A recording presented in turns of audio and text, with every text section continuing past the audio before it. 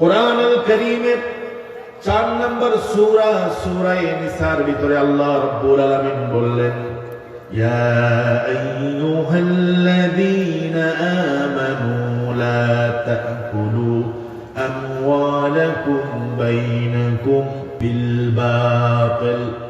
হে ইমানদারেরা, হে মুমিনরা, ও বিলিভার্স, তোমরা যারা আমার উপর ঈমান এনেছো, মুমিনরা শোনো, লা তাকুলু আমওয়ালাকুম বাইনাকুম বিল বাতিল।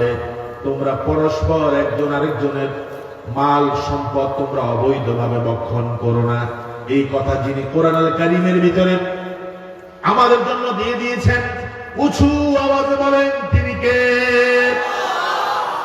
আমরা নিজেকে মুমিন দাবি করি, ঈমানদার দাবি করি, কিন্তু আল্লাহ পাকের কোরআনকে আমরা মানতে চাই না, ঠিক কি না? বুক ফুলে বলে আমি ঈমানদার, আমি মুমিন, আমি মুসলমান। কেউ যদি মুনাফিক বলে তেলে বেগুনে রাগ হয়ে যায়, কেউ যদি বেঈমান বলে তেলে বেগুনে রাগ হয়। তুই আমারে মুমিন, আমি মুমিন মুসলমান, আমারে মুনাফিক বললি কেন, বেঈমান বললি কেন রাগ আসে? কিন্তু আল্লাহর বান্দা কোরআনের কোন আইন মানতে রাজি হয় না, ঠিক কি না? কোরআন আল্লাহ কি বলেছেন, নবীজি কি বলেছেন, আল্লাহর কথাও মানতে রাজি নাই, নবীজির কথাও মানতে রাজি নাই, নিজেকে মুসলমান দাবি করে। আচ্ছা বলেন তো, যারা আল্লাহ এবং রাসূলের কথা মানে না তারা কি মুমিন থাকতে পারে? আর যখন মুমিন থাকতে পারে কিনা? এই জন্য আমি অনেক মাহফিলে বলি, আমাদের দেশে অনেকের নাম হলো আতর আলী, গায়ের থেকে দুর্গন্ধ বের হয়, এরকম আছে না? নাম হলো কাদের মিয়া, সবে কদর মসজিদে যায় না, আছে কিনা? নাম হলো আব্দুল মুমিন, অথচ সে পাক্কা মুনাফিক, ঠিক কিনা? নামের মুমিন আব্দুল মুমিন হলে হবে না, কামের হতে হবে, ঠিক কিনা? ঈমানদারদেরকে খেতাব করে লক্ষ্য করে আল্লাহ পাক বলছেন, একজন আরেকজনের সম্পদ অন্যায়ভাবে ভক্ষণ করো না। তুমি মিয়া সরকারি চাকরি করো, বেতন হলো ৬০,০০০ টাকা, কিন্তু দিন শেষে তোমার ব্যাংকের মধ্যে লক্ষ কোটি টাকা এসে জমা হয় কোত্থেকে? বলা হয় না?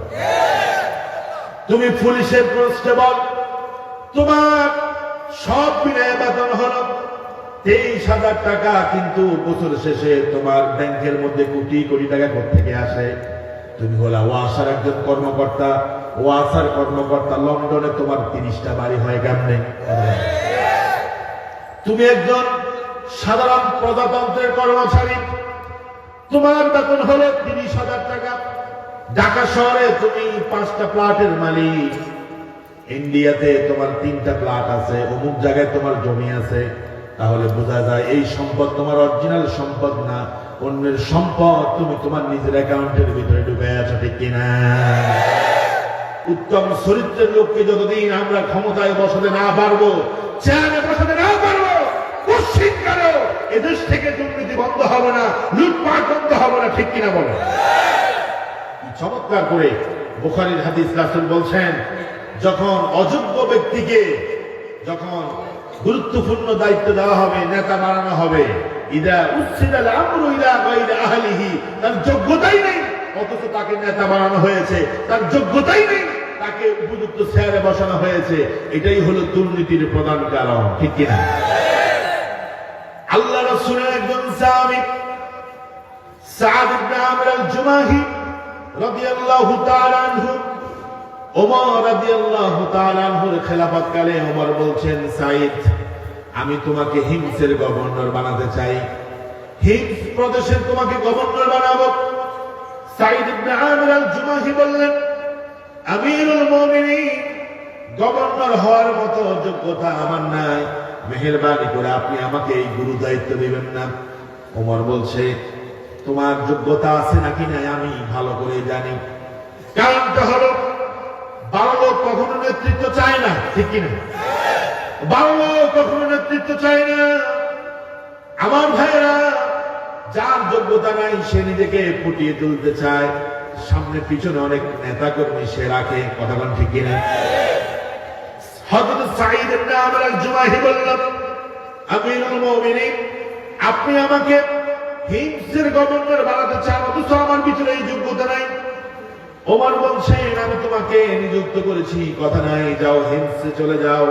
তিনি হিমস প্রদেশে চলে গেলেন। গভর্নর, একটা প্রদেশের গভর্নর কত বড় ক্ষমতা। সাইদ ইবনে আমর আল জুমাহি গভর্নর হওয়ার পরে কোন বাদশাহ নিলেন না, প্রটোকল নিলেন না, নিজেকে বীর বাহাদুর মনে করলেন না, বরং তাকে যখন গভর্নর বানানো হলো, দায়িত্ব দেওয়া হলো, চেয়ারে বসানো হলো, তিনি জনগণকে ডাকলেন, বললেন শুনো, আমাকে আমিরুল মুমিনিন গভর্নর বানিয়েছে, আমি গভর্নর না, আমি হলাম তোমাদের খাদেম। আল্লাহু আকবার। কয়েকদিন পরে ওমর ইবনুল খাত্তাব রাদিয়াল্লাহু তাআলা আনহুর কাছে ওই হিমস প্রদেশের কয়েকজন মানুষ গেল। আমিরুল মুমিনিন ওমর বলছে, তোমাদের হিমস প্রদেশের মধ্যে যে গভর্নর দিয়েছে উনি কেমন? জনগণ বলল, আপনি আমাদেরকে মুত্তাকি, তাকওয়াবান, পরহেজগার একজন নেতা দিয়েছেন, গভর্নর দিয়েছেন, আলহামদুলিল্লাহ। হযরত ওমর রাদিয়াল্লাহু তাআলা আনহু খুশি হয়ে গেল। তিনি বলল, ঠিক আছে, তোমাদের হিমস প্রদেশের মধ্যে গরিবদের একটা তালিকা আমাকে দাও, কারা কারা গরিব আছে গরিবদের একটা লিস্টি আমাকে দাও, যাতে করে তোমাদের কাছে আমি কিছু সাহায্য হাদিয়া পাঠাতে পারি। ওই হাদিয়াগুলো গভর্নরের মাধ্যমে সঠিকভাবে প্রপারলি তোমরা ডিস্ট্রিবিউশন করবা, যাতে করে কেউ বঞ্চিত না হয়। একটা তালিকা আমাকে দাও। ওমর বলছে, আমাকে একটা তালিকা দাও। হিমস প্রদেশ থেকে যারা ওমরের কাছে এসেছে তারা একটা তালিকা ওমর রাদিয়াল্লাহু তাআলা আনহুর কাছে পেশ করলো। তালিকা দেখে ওমর রাদিয়াল্লাহু তাআলা আনহু তিনি বারবার তালিকার দিকে তাকান, আবার ওই লোকগুলোর দিকে তাকান, তার চোখ দিয়ে পানি বের হচ্ছে। তিনি বলছেন, তোমাদের গরিবদের তালিকার মধ্যে সর্বপ্রথম আমি একটা নাম দেখতে পাচ্ছি, ওই নামটা হচ্ছে সাঈদ ইবনে আমর আল জুমাহি। এই সাঈদ কি আমার গভর্নরের নাম কিনা? আল্লাহু আকবার। তোমরা লিখেছো সাঈদ ইবনে আমর আল জুমাহি রাদিয়াল্লাহু তাআলা আনহু। এই তালিকার প্রথমে যেই নাম আছে এই নামটা কার? জনগণ বলল, আমাদের গভর্নর, তার নাম আমরা প্রথমে দিয়েছি, কারণ আমাদের মধ্যে গরিবদের তালিকার মধ্যে আমাদের গভর্নরও আছে। আল্লাহু আকবার। আর আজকে দেখেন আমাদের সমাজ দিকে দেখেন, চৌকিদার, তাও কিন্তু তিনতলা বাড়ি। কথা নাই কি? চৌকিদার, ওটার সাথে কথা বলতে পাস লাগে, কারণ চৌকিদারও তিনতলা বিল্ডিং এর মালিক। মেম্বার হলে তো গুলশানে, ঠিক কিনা গণ? ঘাটের মালিক, খাটের মালিক, ইজারাদার, সব কিছু ওনাকে দিতে হবে, আছে কিনা?